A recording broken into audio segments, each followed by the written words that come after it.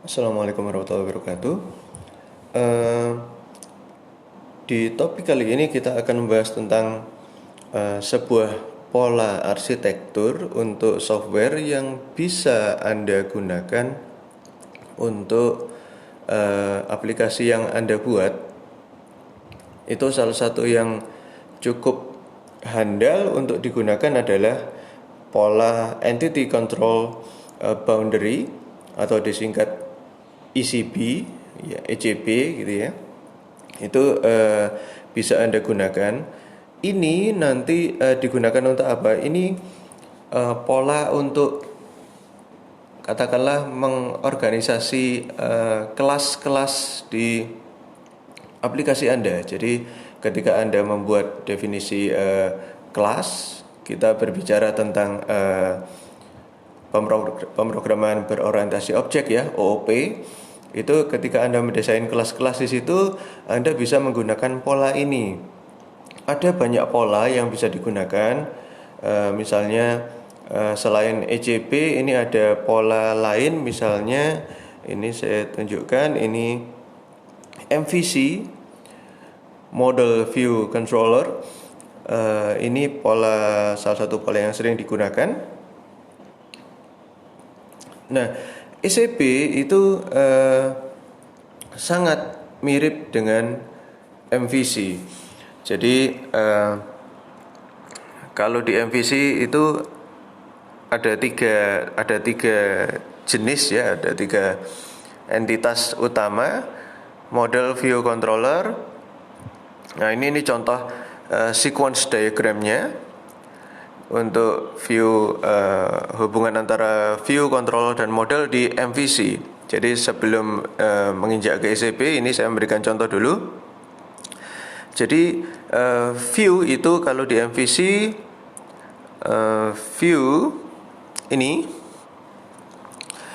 view itu adalah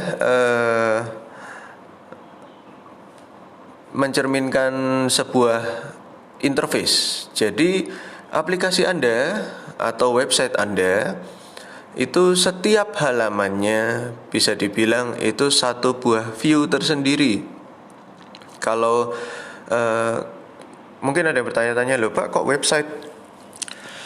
Kalau Anda memprogram membuat website dengan menggunakan ASP.NET, itu pola yang ditekankan untuk digunakan, bisa dibilang begitu ya, pola yang ditekankan itu MVC atau MVP gitu. MVC dan MVP itu kan mirip sebenarnya. Model view MVC itu model view controller, kalau MVP itu model view presenter. Anda bisa cari nanti di internet model view presenter, bedanya dengan model view controller apa. Kalau Anda membuat website dengan ASP.NET, dengan .NET ya, itu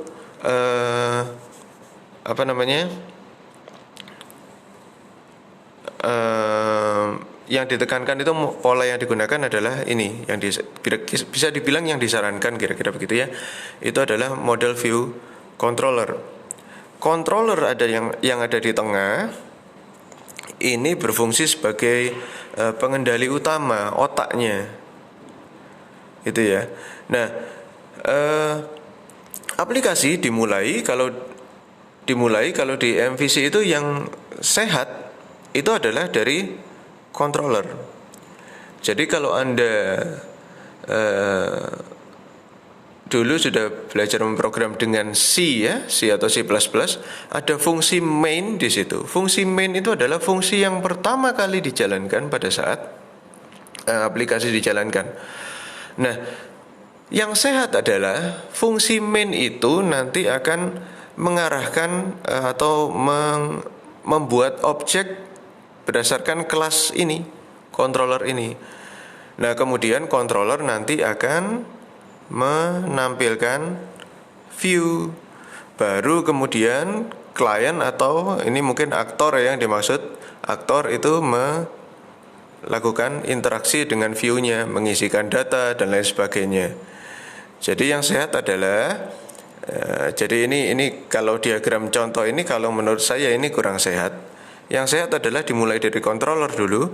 Controller membuat view, Jadi diulang, dari controller membuat view, controller membuat view di atas ini, baru kemudian klien berinteraksi dengan aktor, maksudnya ya, aktor berinteraksi dengan view, baru kemudian view setelah mungkin aktor mengisikan sesuatu, mencet tombol dan lain sebagainya, view mengirimkan perintah ke controller dengan apa? Biasanya lewat pemanggilan fungsi. Jadi kalau yang di atas ini controller membuat view ini adalah instansiasi objek, membuat objek view gitu ya. Lalu view-nya sudah tampil, interface-nya sudah tampil, aktor bisa berinteraksi. Kemudian langkah ketiga ya ini view-nya memanggil fungsi dari controller untuk menyampaikan tadi yang kira-kira ya kalau diceritakan dengan kata-kata tadi yang dilakukan oleh data yang dimasukkan oleh pengguna atau user itu ini loh, pilihannya ini yang dipilih. Nah, controller lalu mengolah itu informasi yang dikirimkan dari view itu diolah. Mau diapakan informasi ini? Ya terserah controller.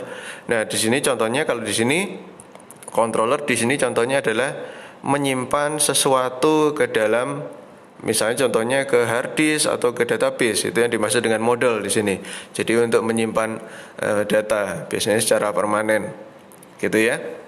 Nah kalau di MVC ini pemahamannya kira-kira seperti ini. Lalu untuk menyimpan atau memprosesnya melewati controller, tapi kemudian update-nya dari view langsung baca ke database atau ke hard disk atau apa. Ini menurut saya kurang sehat. Mungkin lebih bagus pakai MVP. Jadi yang di tengah ini controller digantikan dengan presenter. Nah kalau di situ di presenter itu semua interaksi antara view dan model itu semua lewat semua lewat ini yang di tengah. Nah jadi interaksi itu semua lewat yang di tengah, kira-kira seperti itu. Itu kalau model view presenter.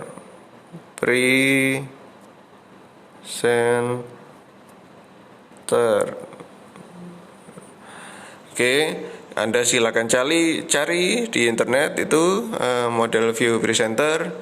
Nanti kira-kira mirip, tapi presenter itu adalah benar-benar berada di tengah, tidak dilewati sedikit pun, gitu ya. Jadi yang saya pahami seperti itu. Model view presenter itu lebih sehat daripada model view controller kalau menurut saya. Nah itu kalau Anda membuat aplikasi bisa menggunakan itu. Nah ECP mirip dengan itu. ECP mirip dengan MVP. Ini salah satu website itu ya di sjsu.edu. Ini di sini contohnya seperti ini. ECP itu E-nya adalah entity, C-nya adalah controller, B-nya adalah boundary. Jadi sangat mirip dengan MVP atau MVC tadi ya. Kalau tadi di MVC itu ini adalah model, ini adalah controller, dan ini adalah view atau interface. Nah kalau di ECB itu mirip, cuma nyebutnya beda. Kalau yang di belakang ini nyebutnya entity, yang di tengah sama controller. Nah yang di depan ini agak berbeda, boundary. Bedanya apa? Kalau di ECB, boundary itu bukan sekedar hanya interface, tapi dia juga mewakili kelas-kelas yang Anda gunakan untuk berhubungan dengan pihak lain. Bisa aplikasi lain, bisa hardware, misalnya kalau kalau aplikasi Anda mungkin menggunakan hardware, misalnya aplikasi Anda terhubung dengan mungkin palang pintu otomatis, misalnya ketika Anda membuat aplikasi untuk aplikasi parkir gitu ya. Nah pasti ada gitu satu bagian tertentu yang ditugaskan di program Anda, satu bagian tertentu di program Anda yang berfungsi untuk menjembatani antara aplikasi Anda dengan perangkat itu, alat parkirnya itu, alat parkir otomatisnya itu. Nah, kalau saya biasanya bagian itu saya wujudkan dengan kelas tertentu, kelas yang memang berfungsi untuk sebagai jembatan itu tadi. Nah, kelas yang berfungsi sebagai jembatan itu kalau di ECB itu adalah boundary, gitu ya. Nah, ketika Anda sudah mempelajari pola seperti ini, maka ini pola-pola seperti ini bisa digunakan untuk mewujudkan struktur aplikasi yang sehat, supaya Anda nanti lebih mudah untuk membuat programnya, nanti juga lebih mudah untuk mengembangkannya lebih lanjut. Kalau ada salah-salah gitu dan lain sebagainya, modifikasinya karena lebih terstruktur, rapi, akhirnya lebih mudah. Kalau tidak terstruktur programnya, nanti kalau Anda harus merubah dan lain sebagainya, itu sulit. Jadi selain soal merubah dan lain sebagainya, dengan pola yang terstruktur seperti ini memungkinkan untuk membagi pekerjaan. Misalnya contohnya, kalau ini desain aplikasinya sudah sangat rapi dan bagus, ini mungkin bisa dikerjakan oleh, kalau dicontoh di gambar ini ya, mungkin bisa dikerjakan oleh 3 orang yang berbeda misalnya. Ini entity 1 orang, controller mungkin 1 orang, sama interface mungkin 1 orang. Bisa.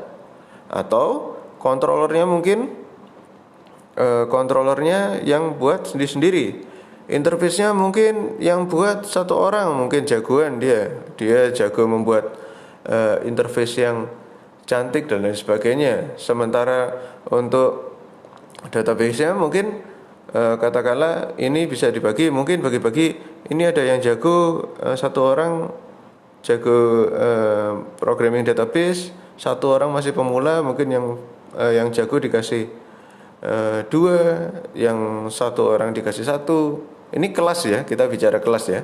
Nah, diminta implementasi seperti itu bisa, atau bahkan setiap kelas dikasihkan ke orang yang berbeda bisa jadi. Jadi bisa bagi-bagi.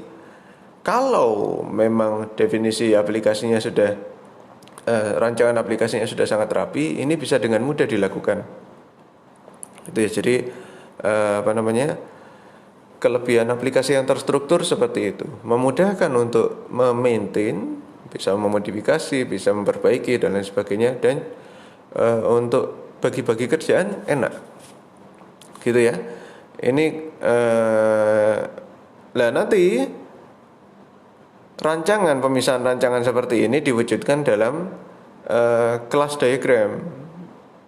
Nah, kelas diagram. Nah, itu kelas diagramnya itu kira-kira seperti ini. Kelas-kelas yang dibuat apa saja, yaitu ada keterangannya ya. Kalau aktor ya keterangannya ada aktor di atas ini. Stereotype istilahnya yang di atas, nih yang bagian atas ada aktor. Ini ada boundary, jadi stereotipnya dengan menggunakan kurung lancip double 2 kiri kanan. Itu boundary dibuat seperti itu, lalu controller dan entity. Nah, kira-kira seperti itu. Lalu entity itu apa? Entity itu data yang disimpan di aplikasimu, data yang diolah. Datanya seperti apa, Pak? Nah, ini tugas perancang aplikasi atau membuat aplikasi untuk mendefinisikan data-data apa saja yang perlu disimpan, perlu diolah. Dan itu memang nggak ada rumus baku, nggak ada rumusnya. Jadi semua berangkat dari wawasan dan kemampuan si pembuat aplikasi, gitu ya. Jadi contoh kalau di sini contohnya ada data ini disebutkan sini, misalnya contohnya ada data customer, ada data transaksi, ada data belanja. dan lain sebagainya. Data belanja ini maksudnya keranjang ya, kartnya keranjang belanja mungkin untuk kasus misalnya toko online atau dan lain sebagainya, misalnya seperti itu. Nah, kalau boundary di sini diterangkan adalah objek yang yang menjadi media interaksi ya, dengan aktor. Aktor di sini bisa bukan hanya user tapi juga sistem lain. Gateway itu ya mungkin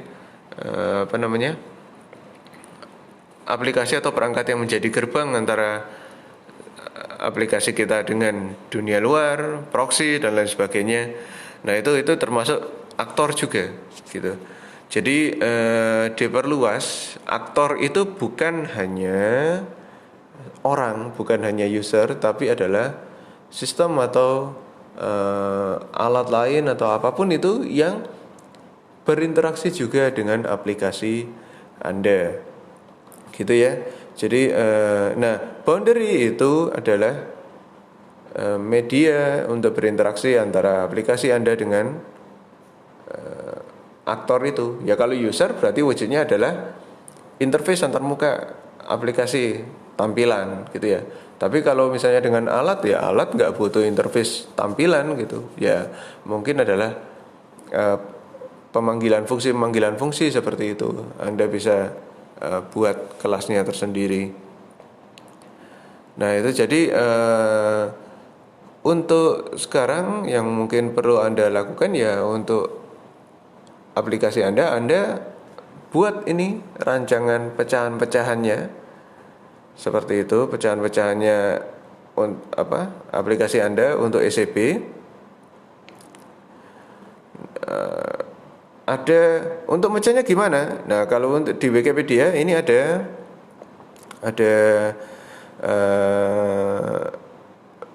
bantuan ya, tips seperti itu ya. Tips nah, ini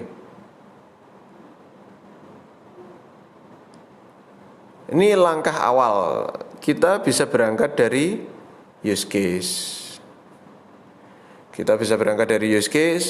Dari use case itu, setiap use case direpresentasikan sebagai sebuah kelas kontrol, jadi C. Nah, kembali lagi, ini berarti Anda benar-benar harus mendefinisikan use case Anda dengan baik, gitu ya. Jadi tidak bisa sembarangan. Awalnya dari use case, gitu. Kalau use case-nya sudah salah kaprah, ya sulit membuat struktur aplikasi kontrol yang bagus. Akhirnya ya bisa ikutan keliru, gitu. Nah, jadi ketika kontrol sudah didefinisikan, langkah kedua ya bisa setiap keterhubungan antara kontrol itu dengan aktor yang manapun itu dibuat boundary-nya, gitu ya. Kalau aktornya ada 3, ya berarti boundary-nya ada 3. Nah, lalu entity itu ya kita harus nangkap cerita. Ini use case-nya tentang apa? Apa yang dikerjakan oleh aktor di situ? Aktornya ngapain? Data-data apa yang terlibat? Data itu harus kita pikirkan. Data apa secara garis besar bisa dilihat, data apa yang ada di situ, data apa yang diolah.